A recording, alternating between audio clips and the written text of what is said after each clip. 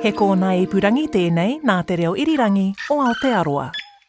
Welcome to this special podcast of Māpuna, hosted by me, Tama Muru. Now, today's podcast is a very special one because it celebrates the life and career of Dame Kiri Te Kanawa, who of course recently celebrated her 80th birthday earlier in March. And I had the great pleasure and the privilege to be able to go and speak to Dame Kiri at her beautiful home in the Bay of Islands, just east of Kororareka, Russell. And I was also there for the BBC, my old joint who I used to work for in London, and I was asked to go and do an interview for them because their presenter could not make it all the way down to Aotearoa in time. So I was sent, and I showed up with a local cameraman, Arthur, and our sound recordist, Dave, and we were welcomed into the compound. Actually, it's about 29 hectares of land on a point which sits in the bays in the Bay of Islands. We were very warmly welcomed into her home. There were platters of muffins and sandwiches and cups of tea. It was very relaxing. And then we went down the hill from the main house to a smaller guest quarters where we filmed and recorded the interview with Dame Kiri Te Kanawa. And some of those highlights the BBC has given us permission to use. But aside from that, we're also going to hear about Dame Kiri through the eyes of those who've worked with her or been mentored by her. And one of them is going to be Samson Setu, who will join us from Zurich, where he's currently on an internship. He's a baritone. And one of my favourite little moments from there is he actually went to audition at the Royal College of Music in London. He didn't actually go to the audition, and Dame Kiri phoned him up and said, basically, get back on a plane and go and audition. And his career is currently flourishing. We'll also hear from Robert Wiremu. He's a baritone, but he's now a vocal coach at Auckland University's School of Music. But he was once sang in the chorus of a production of Don Giovanni, which involved Dame Kiri at the Altea Centre in the mid-1990s. Some great highlights there. And also, you'll hear from Brad Cohen, General Director of New Zealand Opera, but one time he was actually a very experienced conductor in his own right. So he'll give his own insights into what made Dame Kiri's voice so unique. But to start off with, the first question I actually asked Dame Kiri was, could she remember the very first time she sang? Yes, I sang Daisy Daisy, but I sang Kara Mi O Mine on a recording. I think age 8, and I have a recording of it. So it's quite amazing. But there was a time in New Zealand when you did popular music. And how did you find that level of early fame? Well, as we never had television for quite some time, and we only had a few recordings, and I only saw a few shows, that's the only feed I had into, I saw a moment of opera and things. I really had no knowledge of what was going to, until I got to England, and then I was absolutely drowned with music and stunning things, and so then you take that all in and think, gosh, what do I want to be? And still, when you're going through all your studies, I have singers saying to me now, I'm not sure if I'm going to get there. And you don't know. And then suddenly you get this amazing break, as I did. I was trusted by the people of Royal Opera House, Covent Garden, and they gave me my break. And I took the chance. I never let them down, which is what the whole thing's all about. Then I go to the Metropolitan Opera. I stand in for the last minute. I never let them down. So basically I was a reliable, strong, good singer and made sure that my voice always performed as it should have done. Just need to rewind just a little bit, because before you left for the United Kingdom, you were taught by Sister Mary Leo in Auckland. How much did she shape the singer you became? She was very good to my voice. She was very gentle with my voice. She never pushed it. I did sing some operas, but when I got to England, that's when it really started to kick in. It took 2 or 3 more years, but I was getting to the stage where I could see things might be moving in the right direction, but I met an agent, I met a singing teacher. I was also married to someone who was a bit driven as well. And so there was a sort of a team of people around me that guided me. And that's what happened. I had people around me. You can't do it alone. You can't have this career alone. Sister Mary Leo, I understand, was quite a disciplinarian. Was that? Dragon. Or every teacher I've had has been a dragon teacher, or whatever you want to call them. They've been really, really tough. But then, of course, that's what's made me. I'm tough as well. I have that instinct of never letting go, of never giving up. And if a singer wants to have my input, they have to put up with who I am too, because that's how I've been taught. I was taught this way. And if they can't take it, the real world is just as tough. Baritone Samson Setu is one singer who has benefited from Dame Kiri's no-nonsense advice. He's at the Zurich Opera House on an internship, and at the start of his career, the Kiri Te Kanawa Foundation and its founder were vital in setting him on the right path. I believe that was the first encounter with Dame Kiri was through her foundation.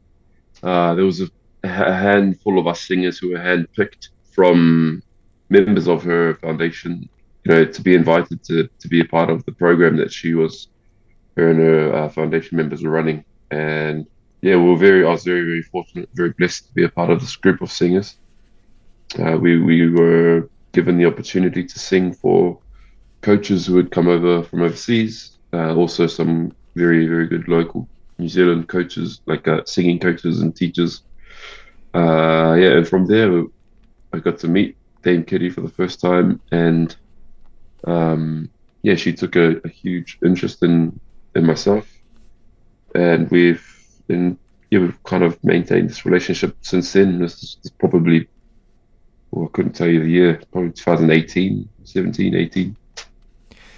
But then I read that, or I hear that you went across to London, I think, to audition for the Royal College of Music. But you didn't attend the audition, and then something happened. Is that right? Yeah, 2019, Manasela, who was a fellow singer from New Zealand, him and I both embarked on a audition tour from leaving New Zealand to the tour of the US and the UK, just singing for different teachers in different conservatories. And we both kind of left off, I'd left off the Royal College of Music, and it's not somewhere that I didn't picture myself going there. I had two teachers that I really wanted to study with, and so I pretty much auditioned only for these two teachers who weren't at the Royal College of Music. When I returned, I spoke to Dame Kiri and some of our other foundation members, and I advised, I didn't know that I didn't actually go to the Royal College of Music, and so Dame Kiri managed to secure me an audition, and I found myself heading back over to the UK to audition for the Royal College of Music after just coming back home from the UK. So, and it was at the moment that I was offered a scholarship there to the Royal College. What did she say when she phoned you or spoke to you? I mean, I can't remember exactly, but pretty much they were like, "Well, you're going to go back now because you should have auditioned for them." It was all very lovely. She looking out for me, pretty much is what it was. And well, if it wasn't for that moment there, I probably would not be singing still, or I probably wouldn't be in this position that I am now in Zurich. So yeah, very grateful that she made that happen for me. Was it a bit of a stern talking to, or was she quite supportive? Nah, yeah, she's very supportive of that. It wasn't stern. I mean, she definitely speaks with purpose, but this wasn't like a telling off or whatever, because the Royal College is a great conservatory. She spoke so honestly and openly about her career and how it wasn't an easy path. She kind of encouraged us, or from what I remember, is to develop this work ethic that outworks talent.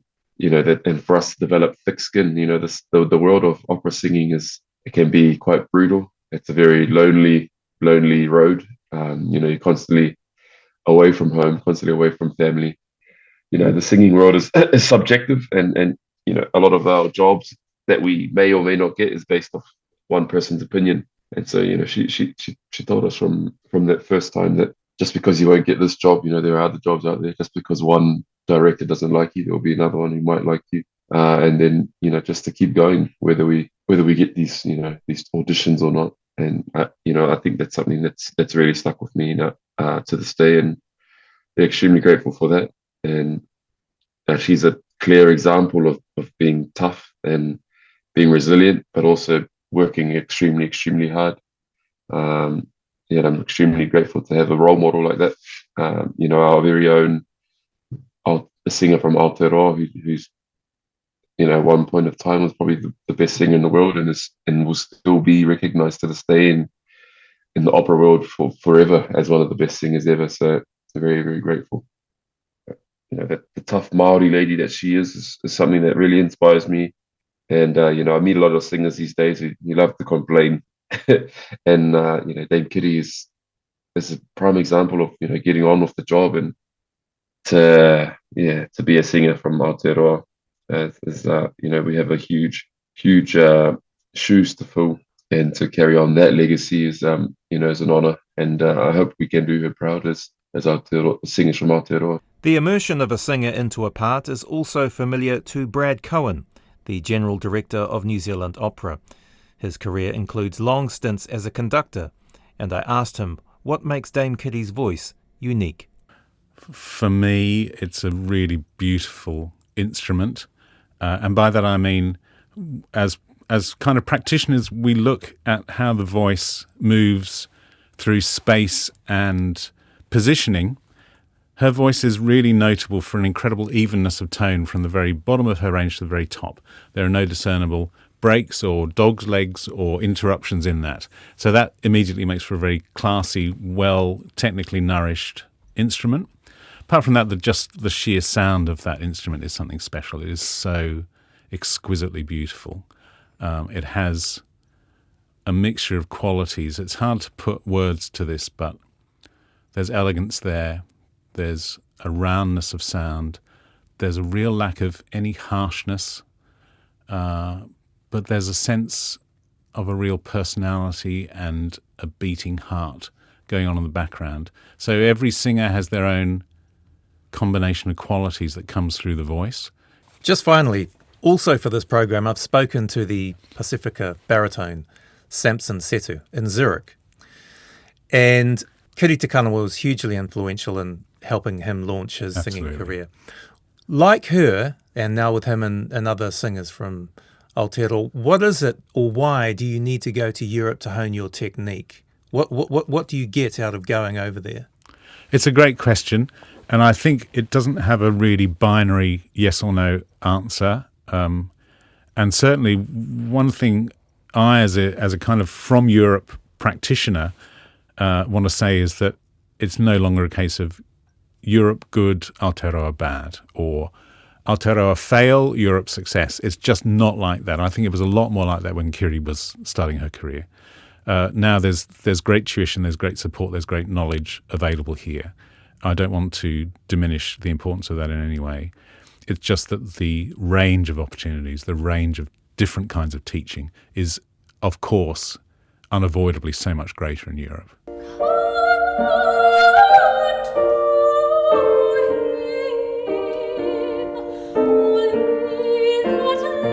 To get an idea of the level of tuition on offer to New Zealand singers, I dropped into Auckland University's School of Music to hear the young soprano Alexa Harwood being tutored by vocal coach and baritone Robert Wiremu of Ngāti Porou, Ngāti Kahungunu and Ngāti Tuwharetoa.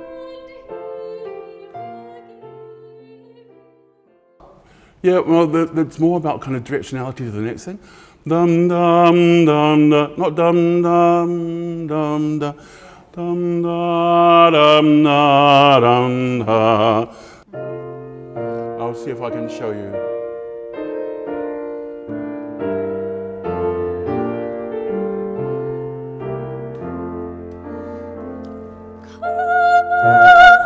Late. Yeah. Ready now.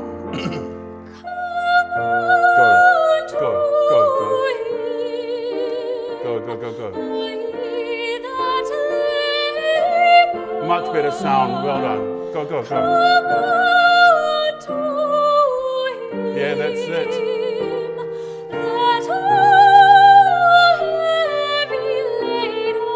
Early.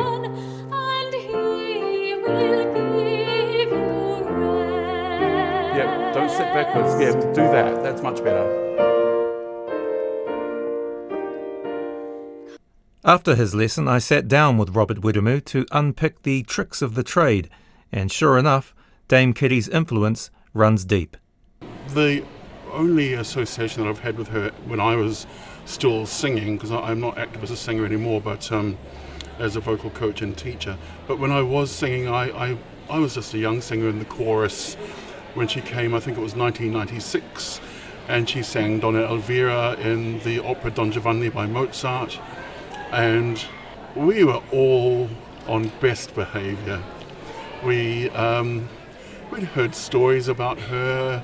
We were all very proud that she was a New Zealand singer, that she had this presence on the world stage.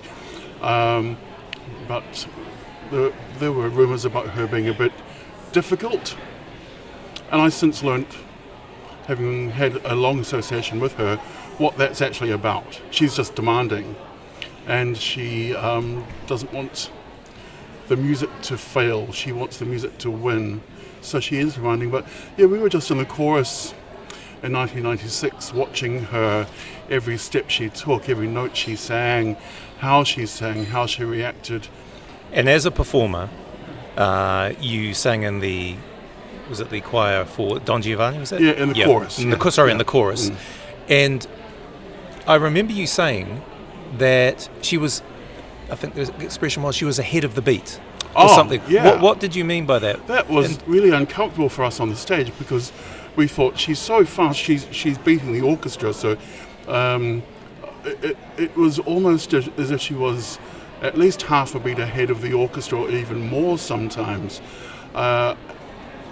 We found that really kind of confusing and cryptic to those of us who weren't experienced singers. Even the experienced singers in the chorus, some of whom had been to school with her, were confused by that.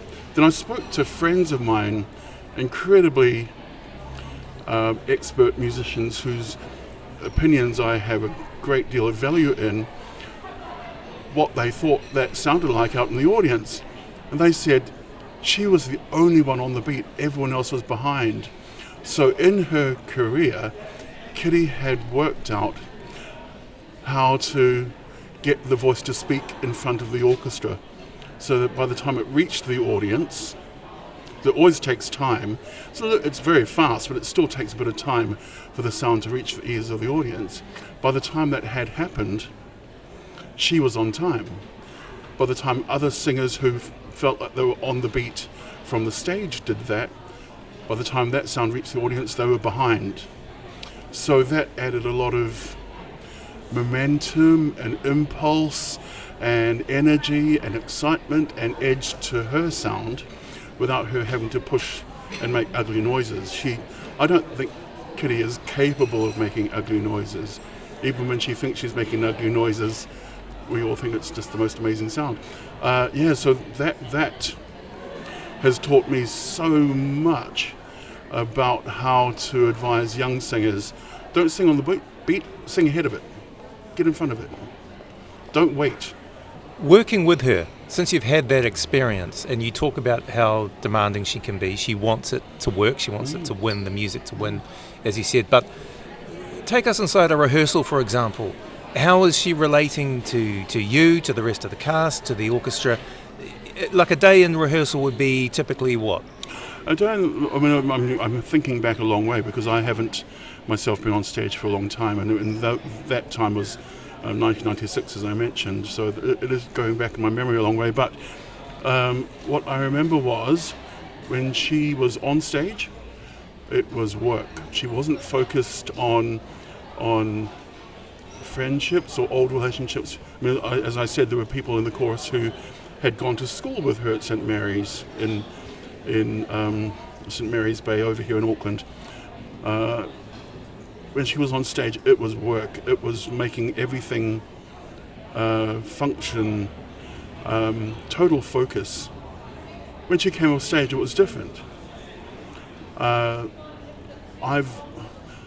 known her to be really friendly and very kind of normal in my kind of day-to-day associations with her. But then there are different facets to every single person. And I think the person that people see most of Kiri is this focused, demanding, wanting the music to win person. So perhaps everyone thinks that that's how she is all the time. It's really not. When she's working, she's working. When she's not working, she's fishing or hunting or doing something else or playing with the dogs. For you, coming up, especially when you were a young singer, and she is, of course, a totemic figure in New Zealand music. Absolutely. How much did that encourage you, especially with Māori whakapapa yourself? I knew, I kind of fell in love with the whole classical music thing when I was quite young, probably about 10 or 11, when my grandparents sent me to piano lessons. And at that time I was learning piano, of course, and hadn't thought that a new kind of love could turn into something lifelong and even kind of career guiding, until I saw this beautiful brown face on television and heard this incredible voice on radio or whatever medium it was that was coming through, and had the idea that perhaps it could be a reality, that I could do this thing that I was passionate about for the rest of my life. I didn't know at that stage, I probably didn't know until my mid-20s how that was going to manifest. And you know, in the time since my mid-20s, I've become a vocal coach at the university. I've worked as a vocal coach for the opera company.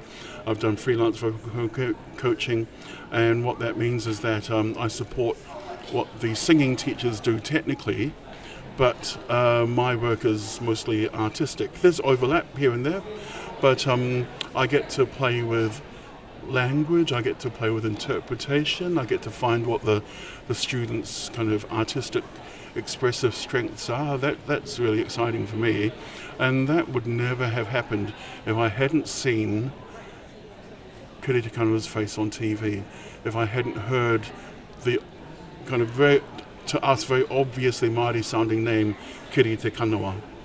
I would not have thought that was possible until I saw that happen.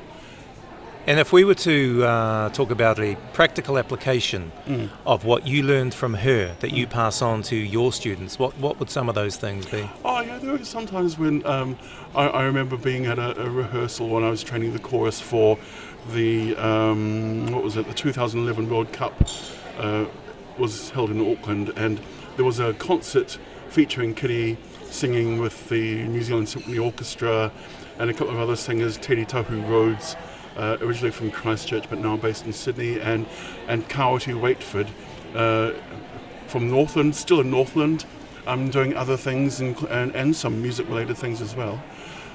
So I was training the chorus for that, and she came up to me and demonstrated this really kind of bizarre technical thing that she'd learnt from someone else, and I almost laughed because it seemed so kind of odd that this diva, who I, as you said, was totemic and you look up to, was demonstrating this really kind of almost comic thing, like blowing raspberries is the best way I can describe it, because I can't demonstrate it on microphone. But so there are times when she teaches me actual techniques, just to teach to the chorus people that I'm working with or other singers I'm working with, and I've taught that so many times to different singers, and the way that it affects the sound is kind of mind-blowing to them and to me still. There are other things like the singing ahead of the beat thing, which I teach to my students. I say, look, you're on the beat, so you're late. Get ahead of the beat. Put the word ahead of the beat, because if you put the consonant on the beginning of the word, which is the thing that everyone thinks is the percussive initiator of the word, that's not the loudest part of the word. the vowel that comes after it is the loudest part of the word. So they hear the loudest part after the beginning of the note. You've got to put it so that the consonant is before it, so that that loud vowel happens on the beat.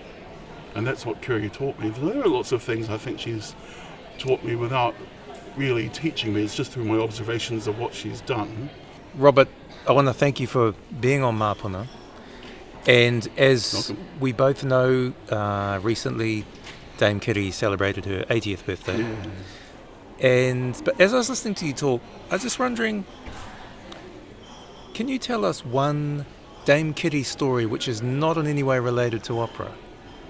Yeah, I can actually. This is funny. We were in 2000 recording the backing vocals for the Māori Song CD. We were doing it to, I think it was a MIDI file or some kind of digital file, because the orchestra had not been yet added. That was added in London at the Abbey Road studio a little while later. But we were working very hard to get all of these backing tracks done, and at one point I think we may have run out of biscuits. So we had, instant coffee and tea and juice and stuff, but there were no biscuits, and she was not happy that there were no biscuits. So she got in her Range Rover, went to a petrol station. This is what we heard from the bodyguard. Went to the petrol station, went up to the counter, asked the attendant there for a box, an empty box. He gave her an empty box, and they went to the biscuit shelf, and she just swept it with her arm and emptied the shelf into the box. And we had every biscuit you could ever want from then on for morning teas. Yeah, she really wanted to manaki us in a way that she knew we would relate to. That was Robert Wiremu. You're listening to Māpuna on RNZ National, and a special feature on the career of Dame Kiri Te Kanawa. Now, many of the people you've heard so far have talked of her influence on them, but for Dame Kiri, her parents Tom and Nell hold a special place and were great champions of her early career. For a short time, because Mummy died when I did Figaro at Covent Garden. She died. And my darling dad died when I was, I think, just in 1985. I was in New York singing the Strasbourg Last Songs, and he died. And I just had to come to terms with they were sort of messengers, putting me on this earth, giving me these opportunities to have this amazing career. And I think most days I say, I wish my dad was here. I say it all the time, because he would love what you and I are doing today. He would just love it. I just want to ask you a question about fame as it relates to New Zealand, because we're a small country, and I guess the mass of people who are world famous is a heck of a lot smaller here. How did you find you related to your fellow New Zealanders around it? Was it something that you felt you flew a flag for the country, or? Very, very much. But the thing is, the attitude here is they're too frightened to talk to me.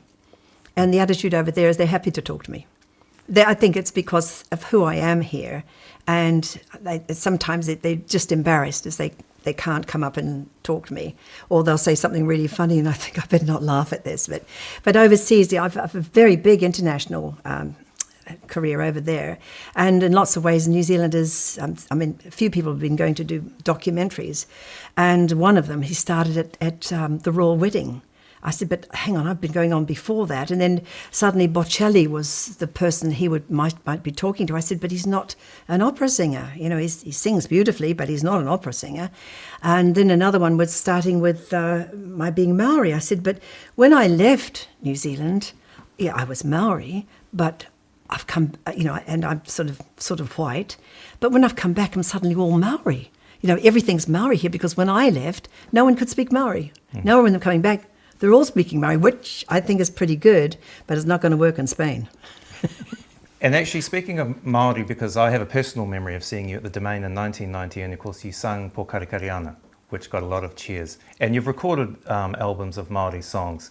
How do you approach that differently? Is it more fun for you, or do you bring the same type of discipline to that singing, or how would you categorise singing Māori songs? Well, I think no matter what you say, it's just the joy of singing. Yeah. I've loved to just sort of sing a cappella and just let it fly because I knew I could. And I listened back to my voice of the years previous, and that's why I decided to stop singing, because I thought it's not as beautiful as when I used to sing.